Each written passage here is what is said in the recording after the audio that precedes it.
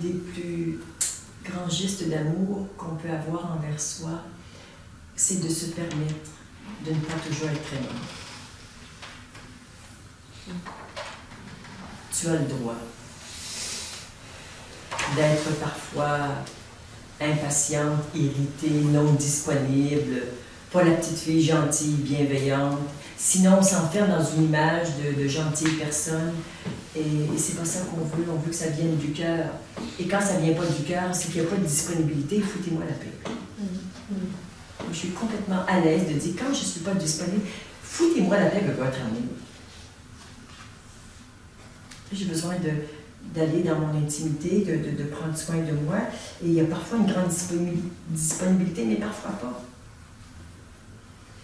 On peut juste reconnaître les limites que nous avons. Or, pour le moment, c'est besoin un peu d'être avec moi-même, de solitude. Et je suis énervée par mes enfants. Et en même temps, je m'en veux, parce que je me dis... J'ai vu des mamans qui avaient cette liberté, cette capacité de dire aux enfants leur non-disponibilité, sa non-disponibilité.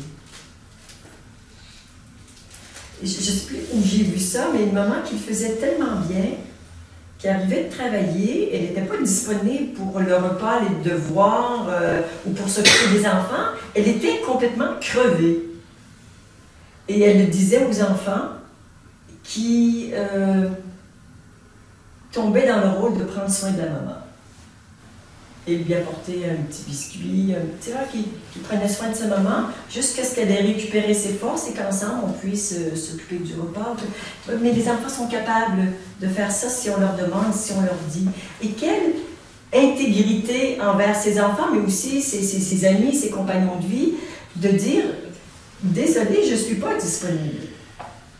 Je ne peux pas préparer le repas, ça ne va pas. » Mais d'avoir cette simplicité de le dire plutôt que de se forcer et de le faire partir d'un espace qu'il ne veut pas.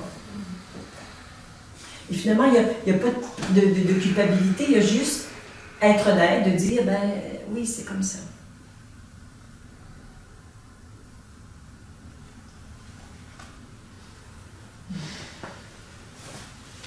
Les solutions sont souvent plus simples que ce qu'on croit. Quand on sort des rôles qu'on s'impose et des obligations et des « je dois bien faire tout le temps », qu'est-ce qu'on s'en fout de ce qu'on doit bien faire?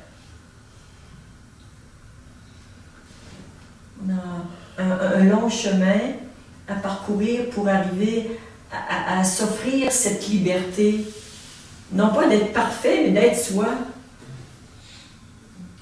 Et comment je fais pour vivre ce que je suis seule avec moi et avec les autres? C'est probablement la plus importante question.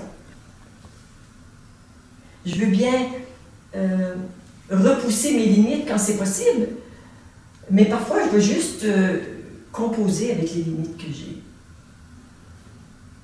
Les limites de ce cœur, les limites de ce corps, les limites de cet intellect, les limites de mon ouverture. Comment je compose avec ça? Parce que j'ai le droit d'être ce que je suis en ce moment. Et il ne me manque rien. Il te manque rien. Tu es absolument parfaite.